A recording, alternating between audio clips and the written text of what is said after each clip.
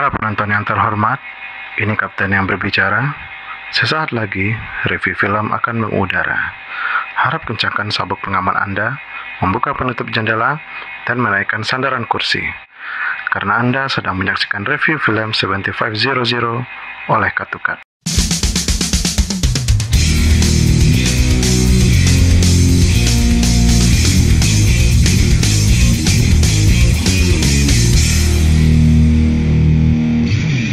Hai, selamat datang kembali di Katukat. Joseph Gordon-Levitt kembali tergabung di sebuah proyek film yang saya rasa berpotensi untuk kembali melambungkan namanya. Setelah beberapa tahun terakhir, aktor muda berbakat yang kita kenal melalui Inception, 500 Days of Summer, dan Batman The Dark Knight Rises. Setelah beberapa proyek tersebut, Joseph seolah-olah hilang dari radar. Nah, akhirnya Joseph bisa membuktikan kemampuan aktingnya melalui 7500 yang secara resmi ditayangkan melalui Amazon Prime. Kalau teman-teman tertarik ingin menonton film ini, memang hanya bisa di streaming atau langganan melalui video on demand satu ini. We have 7500. 7500 adalah debut dari sutradara muda Jerman bernama Patrick Vollrath yang sebelumnya mendapatkan nominasi untuk film pendeknya di Oscar. Film 7500 ini sebetulnya filmnya cukup sederhana, yaitu tentang pembajakan pesawat oleh sekelompok kecil teroris dari Turki, dan premisnya adalah bagaimana si Tobias yang diperankan oleh Joseph Gordon-Levitt bisa berhasil selamat menyelamatkan dirinya dan juga penumpang yang dia bawa, dan kalau bisa berhasil mendarat dengan selamat. Nah, selain premis yang sederhana, bahkan judulnya pun cukup sederhana dan otentik sih menurut saya, berjudul 7500 yang merupakan kode keamanan resmi yang disampaikan oleh pilot jika terjadi sebuah pembajakan.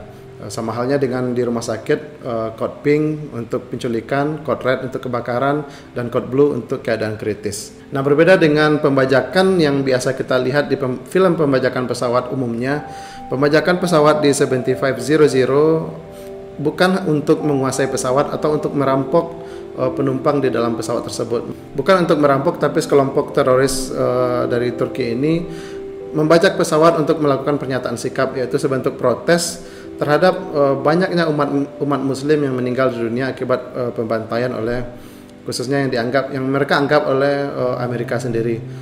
Dan kebetulan di pesawat yang dibajak ini banyak warga Amerika dan juga Tobias sang pilot juga merupakan warga Amerika. Nah, dengan membajak pesawat ini mereka berupaya untuk kasarnya bunuh diri, menabrakkan pesawat agar dunia melihat sebentuk protes dari teroris ini. Nah, film ini bagi saya seperti antitesisnya Hollywood. Treatment dari sutradara Patrick dianggap sebagai pencapaian artistik, namun juga berisiko. Yang paling mencolok adalah tidak adanya scoring atau sound effect di dalam film ini. Selama durasi 93 menit, kita tidak mendengar satupun scoring ataupun sound effect yang biasanya digunakan untuk mempertebal suspense dan juga untuk menambah efek dramatiknya. Yang selama ini kita pahami bahwa scoring ataupun musik adalah unsur wajib di dalam film, dan bahkan beberapa rumah produksi membayar khusus sound effect artis untuk mengisi sound effect di filmnya. Dan 7500 justru menghilangkan elemen ini, dan hasilnya adalah adegan-adegan yang dramatis, adegan-adegan action yang diperankan oleh Joseph Gordon-Levitt sama sekali tidak diisi oleh musik. Semuanya bisa dibilang bersumber dari audio alami, yaitu kebisingan atau ambience di udara, kebisingan di ruang kokpit di pesawat, dan tentu saja dari dialog antara karakternya. Nah, biasanya kalau kita lihat di film-film Hollywood, adegan-adegan biasa yang sebetulnya tidak dramatis tapi jadi dramatik ketika diberikan sound effect yang keren. Nah, di film 7500 sutradara Patrick menghilangkan elemen ini sepanjang filmnya, dan itu menurut saya beresiko tapi keren dan merupakan sebuah pencapaian artistik baru, dan mungkin bagi saya adalah the next levelnya sebuah film. Karena tidak adanya sound effect ataupun scoring untuk mempertebal suspense, sebagai gantinya sutradara menyerahkan semuanya dengan mengandalkan elemen acting di dalam film ini, terutama permainan Joseph Gordon-Levitt dan interaksinya dengan salah satu teroris yang diperankan oleh Omir Memar yang bernama Vedat di sini. Interaksi yang intens antara dua karakter inilah yang menjadi daya tarik utama di dalam film ini. Value yang lebih di departemen acting, dialog antara dua pemain yang tanpa kita sadari memberikan intensitas yang menegangkan dan bahkan mencekam secara nyata. Satu-satunya sound effect yang real dan mungkin bukan sound effect ya, adalah suara gedoran pintu di kokpit yang berasal dari terorisnya yang seolah dibuat sedemikian rupa dan berirama untuk menggantikan scoringnya. Dan juga ini justru memberikan efek mencekam secara alami dan natural. Dan satu-satunya musik yang akan kita temui justru tidak dari scoringnya, yaitu nada dering salah satu handphone milik salah satu teroris yang terakhir bertahan hidup. Di bagian ending ada sebuah adegan di mana sang ibu dari salah satu teroris menelpon dan menanyakan bagaimana keadaan anaknya.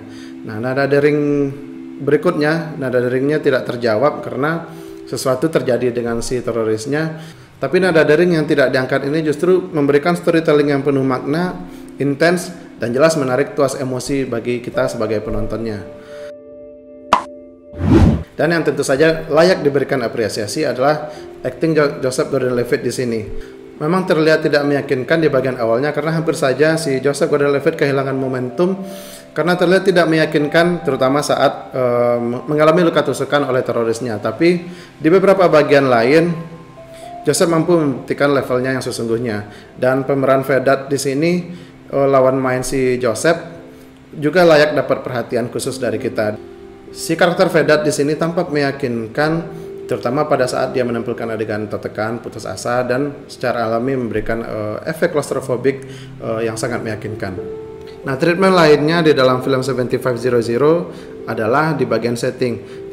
Sutradara Patrick hanya mengandalkan satu setting saja, yaitu bagian kokpit pesawat. Tidak ada setting lain di luar ruangan kokpit ini. Kalaupun ada setting lain seperti ruangan bandara, kursi penumpang tidak ditampilkan melalui kamera utama, tapi justru secara unik dia menampilkan adegan di luar setting kokpit ini melalui rekaman gambar CCTV.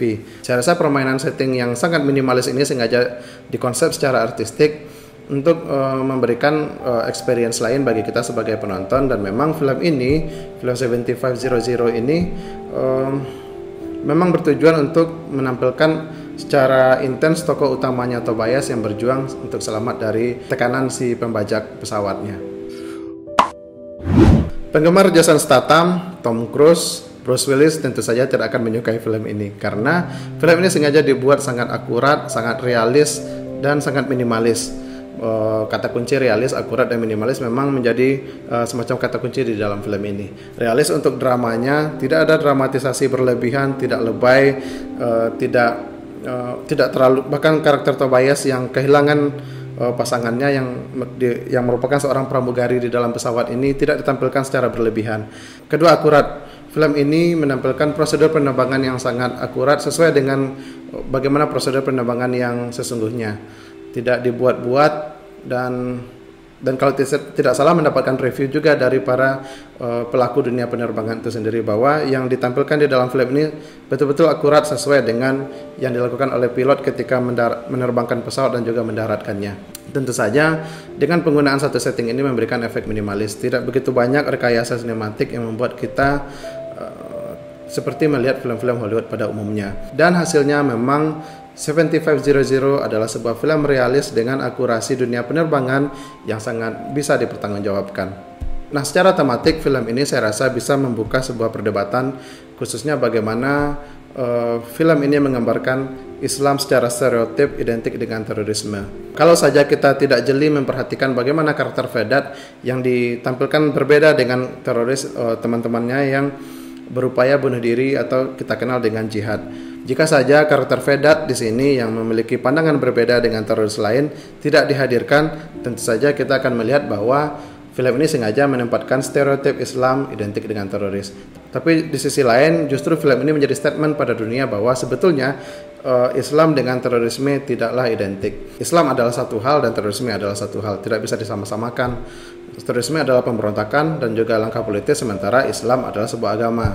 Tentu saja film ini bisa menguntungkan umat Islam dunia karena bisa mengkomunikasikan pesan perjuangan Islam bahwa sudah saatnya menghentikan pembunuhan, pembantaian terhadap umat Islam dunia.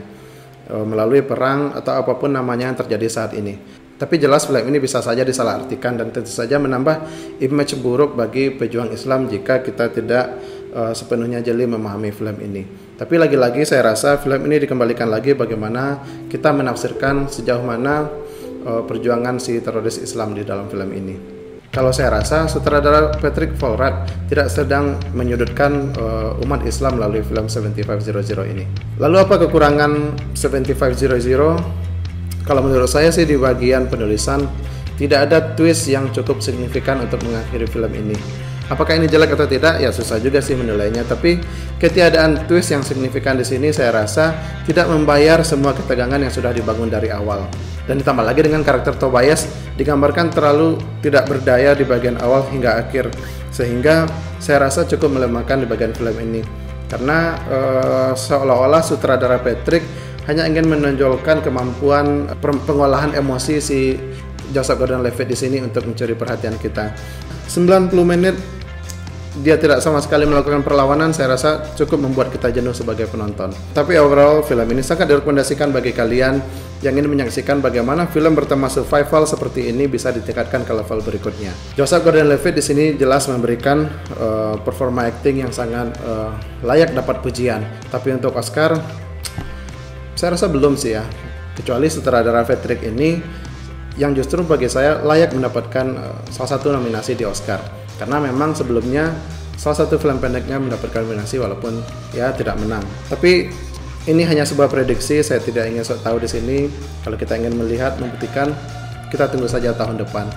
Sekian review saya Cut to Cut. Like jika suka, dislike jika tidak suka, share dan subscribe jika ingin channel ini berkembang ke depannya.